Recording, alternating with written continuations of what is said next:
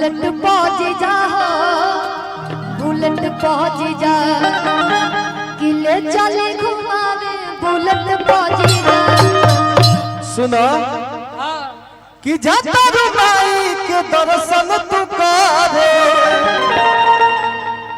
अरे साझे से लगल तू इतना सवारे कि रील बनी मंदिर के गट पहुंच जा और वीडियो बना के डाल बुलेट पहुंच जा बुलेट पहुंच जा हो बुलेट पहुंच जा बुलेट पहुंच जा हो बुलेट पहुंच जा ले चले घुमावे बुलेट पहुंच जा हो बुलेट पहुंच जा ले चले घुमावे बुलेट पहुंच जा। जाता रुमाई के दर्शन तू करे सुनो सिंगार को के दर्शन करे ना जाइल जाला। पहले के जमाना कुछ और रहे अब सोशल मीडिया के जमाना बाटे जानत रहो सिंगार करके के जाला के जा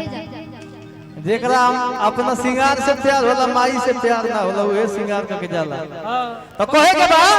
कि जाता रुमाई के दर्शन तू करे सजे से लगल हो तरा सवारे जाता रुमाई के दर्शन तू करे सजे से लगल हो तरा सवारे रील बन मंदिर के गट पहुंच जा वीडियो बना के डाल बुलेट पहुंच जा बुलेट पहुंच जा हो बुलेट पहुंच जा बुलेट पहुंच जा हो बुलेट पहुंच जा।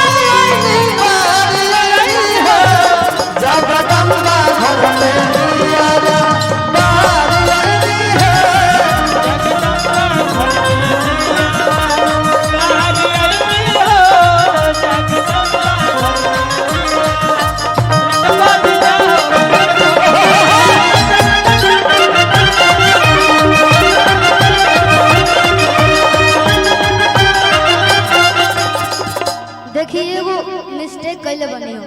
का कि आज मानव नरावर कहल का जीजा शिव भैया आ गए बने दो रेड लेके पहले ब्लैक पहन ले बने कि सूट पहन के तैयार बने ललका जीजा कि आज मानव नरावर कहल का जीजा सूट पहन के तैयार बने ललका जीजा।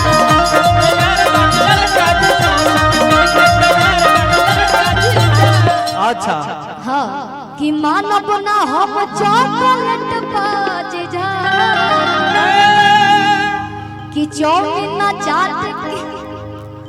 देखिए हम लोग बहुत सारा हमने के स्टेज शो के लिए बन गए लेकिन हमें आपसे शर्म आता है कि मैं आपसे कभी मर्यादा में रही हूँ आपके सामने और हमेशा रहूंगी। अल्लाह इनाम देता नहीं जिलेबी खाए के पैसा है कल नवमी के मेला कल घूम लियो ए भैया कल के हम इनाम 25 मेला कर खातिर 25,000 मिले हमरा के चलिए 25,000 हाँ 26,000 हो गए गिनती हो गई चलो किया जमाना बना राउर का हल्का जीजा छोट पहन के तैयार वाली ललका जीजा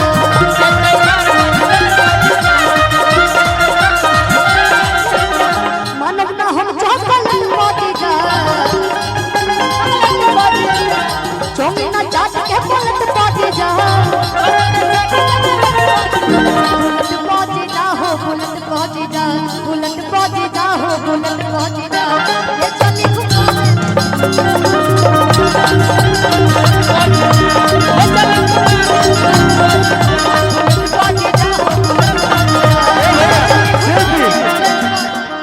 यही में कहे के बा माता बहन जितना लोग बा निमिया के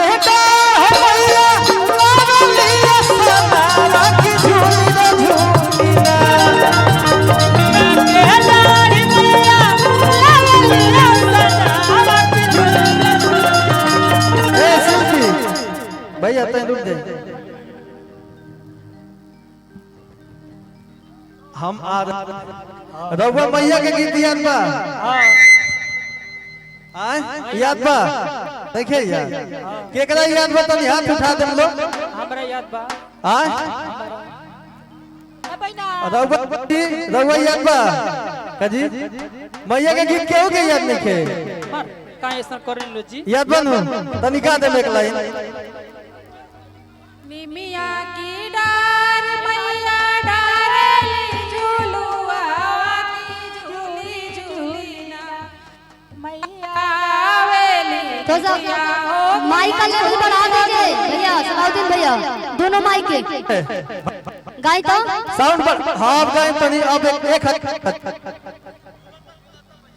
झूलते झूलत भैली ठीक तू पहाड़िया की लगियो गइलना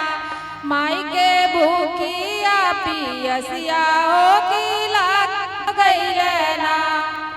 अब देखी हम गाती अरवा लोग घूमे के बाद सुनिए मतलब